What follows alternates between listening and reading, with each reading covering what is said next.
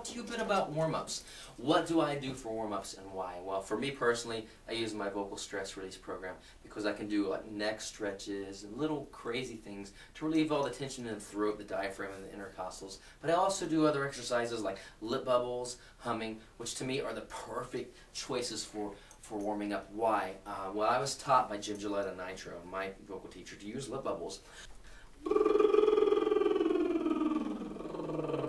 So why would I use that particular exercise? Well, I read an article recently that stated that when you do lip bubbles, you're cutting the vibrating source in half. When you go, ah, you're using the chords. But when you go, brrr, the lips are vibrating, the chords are vibrating. So you're taking half that pressure off. Whenever you do a vocal exercise and warm up, you're bringing more blood flow to the chords.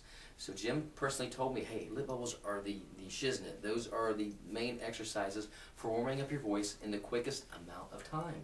So they're very important to use. I use them when I train after vocal stress release. You should too. Why do you want to warm up? You're not just some Joe Blow going out and singing. You're a vocal athlete. If you're singing rock and roll or metal, you got to have that energy. If you were an Olympic runner, you wouldn't walk up to the race line smoking a cigarette and drinking a Mountain Dew and take off with the race. So why would you do that to your voice when you're singing or when you're getting ready to perform?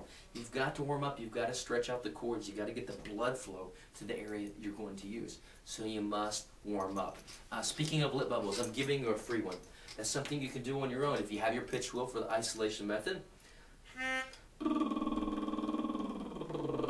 Simple little slides. A couple things with lip bubbles. I want them very, very pure. I don't want to hear because I don't want all of this breath loss. I want it very pure. And think bubble or baby when you make that sound. Bubble, bubble. Instead of like parrot, which most people do. And they'll go and lose all of this breath. Why would you waste all of that breath? High notes, low notes, gritty notes, screaming notes, they don't take a lot of breath pressure. You just have to learn to control that breath. That's another lesson. That's actually a private lesson or a lesson from the book or Raise Your Voice. But lip bubbles are a freebie, my friend. Start doing them. Get your pitch wheel, work up an octave and down. All you got to do is go.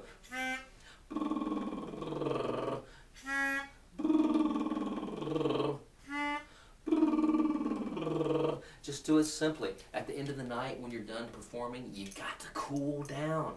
Why? Let me give you a story. My cousin and I, we were running a race, jogging for like 5 miles. We hit these stairs. He said, I'll race you to the top. I said, cool. So we ran up. He beat me. And he's jumping around like Rocky. Well, I had the common sense to keep running and then slowing down to a jog and then to a walk. I looked over for Emerson, and there was a ledge around this park. He was nowhere in sight, and I thought he had fallen off the side. It freaked me out. I run over to him. He's laying on the ground behind this bench. He's shaking. He's in convulsions. Well, he has asthma.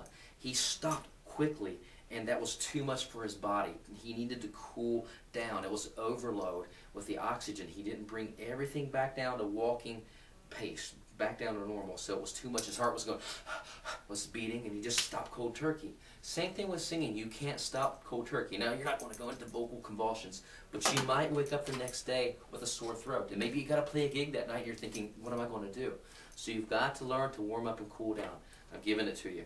Do lip bubbles, warm up, work up middle C to tenor C, whatever you want to do. If you want to do some hums, you can do the same thing. Just do a nice resonant hum, feel the teeth buzzing, but do that after lip bubbles. At the end of the night, don't run out and meet the fans. Take 5 to 10 minutes to yourself and cool down. Do it in reverse. Go.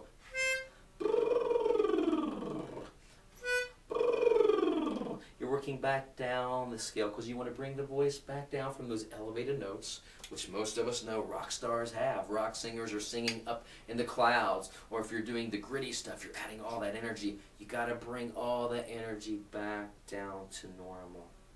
Here's the key. I'm giving it to you, my friends. There's the freebie. Come check me out at jaimevendera.com. You're already here watching it, so I know you're here. And I'll see you next lesson.